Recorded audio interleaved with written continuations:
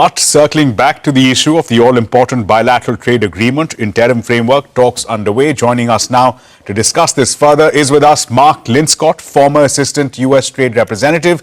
He's also the senior advisor for trade policy at the U.S.-India Strategic Partnership Forum and non-resident senior fellow at the Atlantic Council. Mr. Linscott, thank you so much for joining us.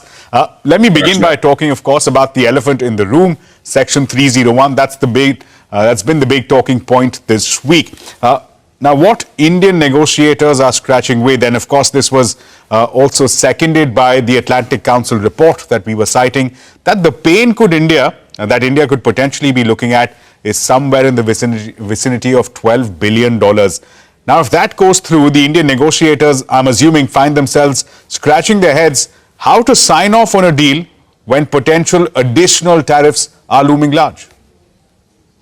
Yeah, thank you, Ashmit. It's a very good question. There's still a lack of clarity on exactly what's going to unfold, even over the next days or coming weeks under Section 301. We've got a clearer picture now with the announcement of the 301 proposed tariffs with respect to forced labor. But there is another pending 301 investigation that is on excess capacity. It involves 16 countries, including India. And once those findings are released, we'll probably have a much clearer picture, some real clarity on what the environment is like in the context of these negotiations on the interim agreement. I hope that progress is being made this week. I think it was very important that Brendan Lynch and his team is in Delhi. The timing is a little awkward in some respects because we did have this announcement. But as you cited, we've all been holding our breath. The world has been holding its breath, waiting for these 301 actions. So I think it, in some respects, provides some impetus to move forward. But again, we still don't have the full picture until we have the results of the investigation on excess capacity. There are still some question marks remaining. Well, in lighter vein, if you were in the shoes of Brendan Lynch, what would you tell your Indian counterparts?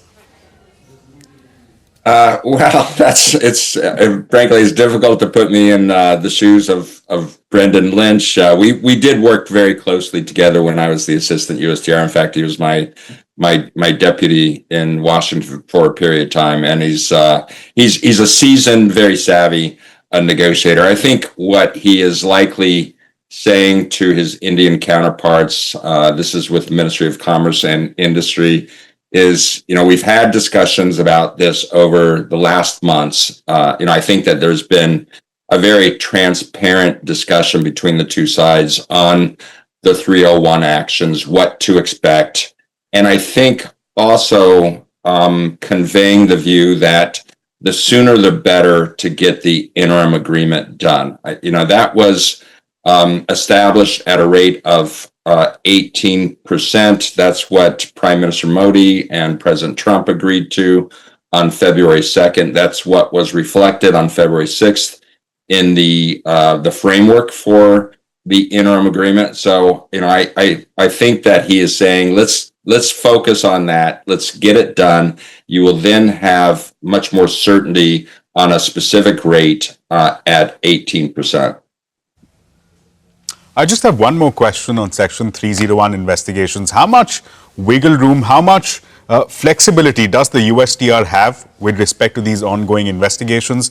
And is there scope for perhaps some kind of carve-out, some language in the deal itself which protects countries such as India from any additional levies going forward? Yeah, there's quite a bit of wiggle room. USTR has a lot of discretion under 301. 301 is a provision under the 1974 Trade Act. So it's been around for a long time. It's been used over and over again over the years. I think there have been roughly 200 301 actions since 1974, even predating the WTO. So, we've got a lot of experience under 301. USTR does have a lot of discretion. That's authority that is delegated to USTR by the president. And, you know, it can set rates to address essentially trade restrictions on the basis of findings. There has been a process. There is always a process under 301 of, you know, stakeholders being and foreign trading partners being able to make submissions to respond. There are hearings, and those have taken place.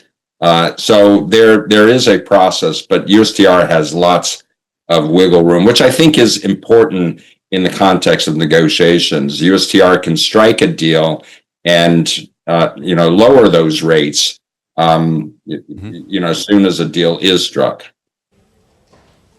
And is there a provision, is there a precedent where a carve-out was given to a specific geography, a specific country, to shield that country, in this case India, from any additional tariffs going forward?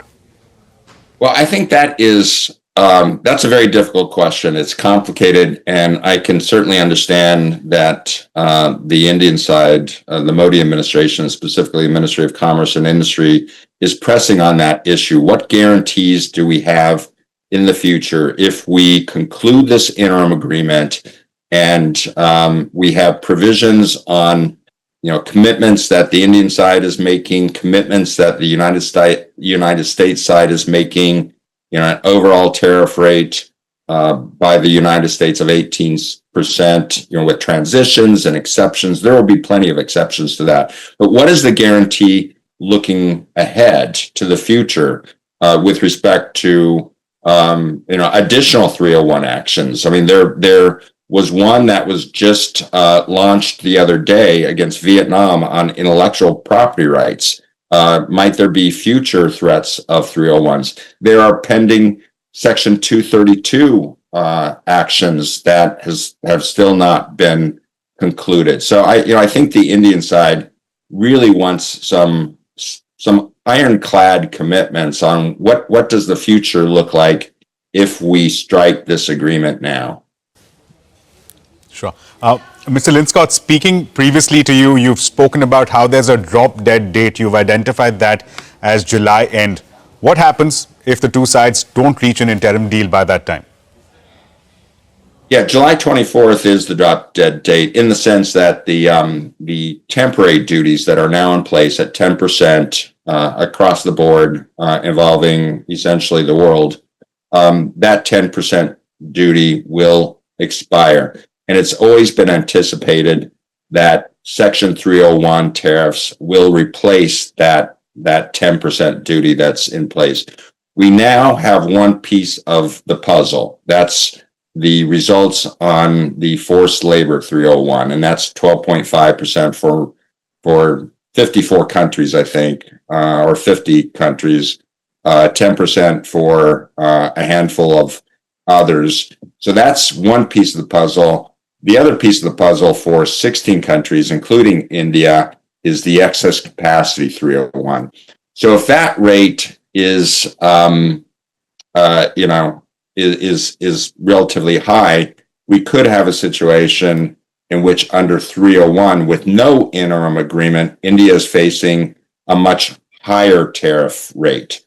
And, you know, what really matters in the calculation of the pros and cons are what other countries are getting, what are competitor nations getting with respect to tariffs. Have they struck agreements? Do they have agreements on reciprocal trade in place that lower their tariffs? And might India have a higher tariff than the likes of Sri Lanka or Bangladesh or Vietnam or Malaysia, Indonesia? I mean, that is the big question.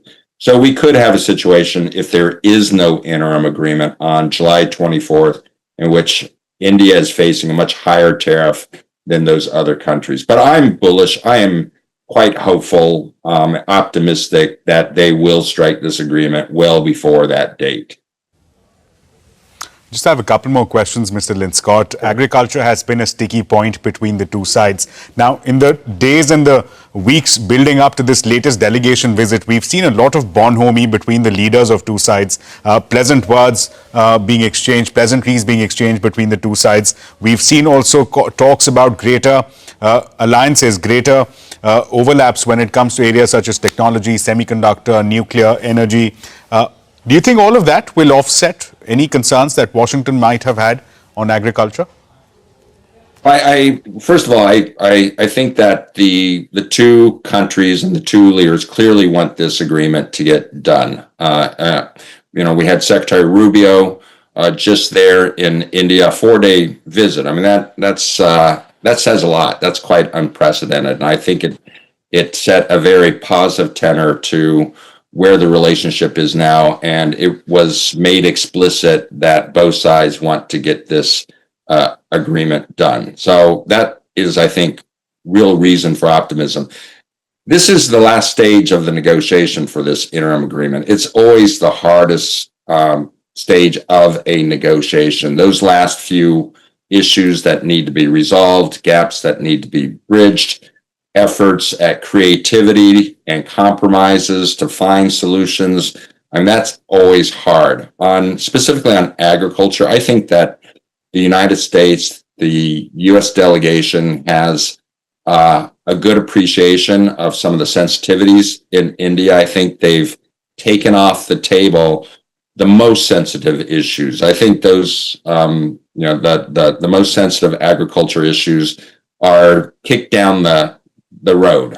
Therefore a later stage of negotiation on bilateral trade agreements. So I think that there are only probably a couple of issues that need to be resolved. And I think that there are probably compromises that can be reached, very technical compromises, things like tariff rate quotas that could resolve those last few agriculture issues. And we're almost out of time, but one quick question to you. The two leaders, Donald Trump, Prime Minister Modi, seem to share a close bond, at least in terms of what they show publicly. What I want to ask is that to cross this one final percent, you mentioned it's the most difficult, challenging part of trade negotiations. Will it require intervention from the two leaders to cross this bridge, so to speak? I don't know that it will require intervention. There are some reports that that the two are likely to meet on the margins of the G7 meeting in France in a short period of time. I expect the leaders are directing their negotiators to get it done. I doubt that the leaders need to get specifically involved in some of the mechanics, the details of the negotiations. They already did that back on February 2nd. I would not be surprised if the trade ministers need to engage directly. Jameson Greer on the U.S. side, Piyush Goyal on the Indian side, to address the last remaining hurdles. But I doubt that the leaders themselves will be negotiating on agriculture tariff rates and chapters on economic security. I think that's the negotiators are in a position to conclude those parts. Right, Mr. Linscott, thank you so much for joining us. We're yet to get clarity from the Indian Commerce Ministry on what these talks have yielded and what the way ahead may look like. But of course, we'll come back to you as and when we get more details and insight from the Indian administration. But that's all time that we have. We're slipping into a very short break, but we continue this dialogue, this conversation on the India-US trade talks on the other side.